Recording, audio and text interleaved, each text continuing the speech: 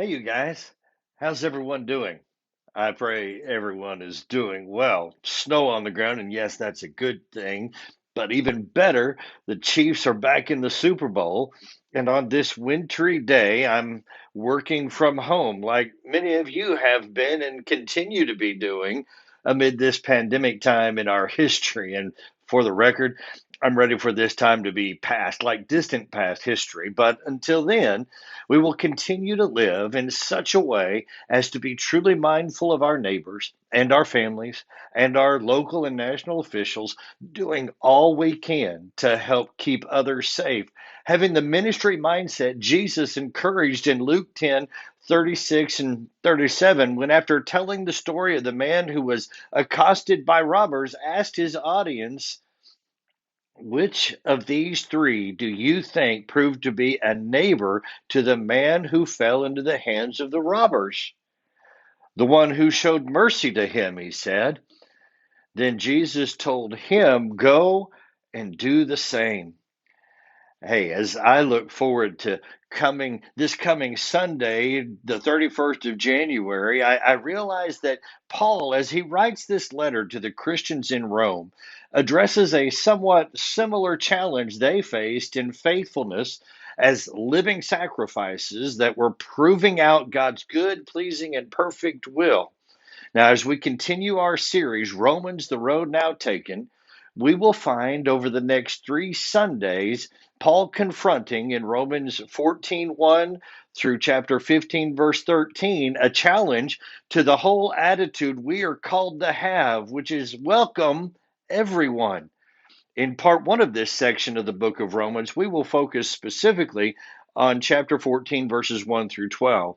And while that has a specific theme to it, I just want to share with you guys today a phrase from the opening verse.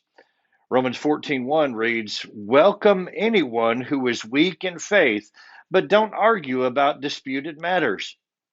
That opening phrase, but the one who is weak in the faith, welcome. The main verb welcome is, I just know you can guess it. That's right, it is imperative. We see yet another must have for Christ followers living the Christian ethic. The core of the issue for the Christians together in the church in Rome was a tension between what they were describing as the strong and the weak among the brothers and sisters. Divinely inspired by the Holy Spirit, Paul leaves no doubt as to the proper response these Christians were to have toward each other, to receive, to accept, to welcome. Peter, similarly encouraging another group of Christians, says this in 1 Peter 4, verses 8 and 9. Above all, maintain constant love for one another, since love covers a multitude of sins. Be hospitable to one another without complaining. Be hospitable. Hospitality, welcoming, the same thing.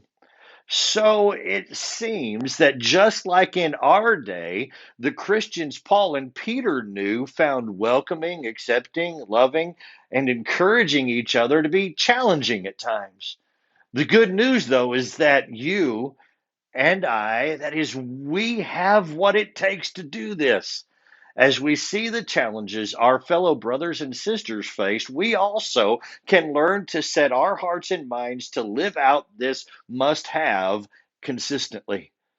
I look forward to being challenged and encouraged together alongside you over these next three Sundays at 10 a.m. live in person or via live stream. To always, as we are doing this, looking to welcome everyone, and as always, I encourage you to keep on keeping on for Jesus by grace alone. I'll see y'all soon.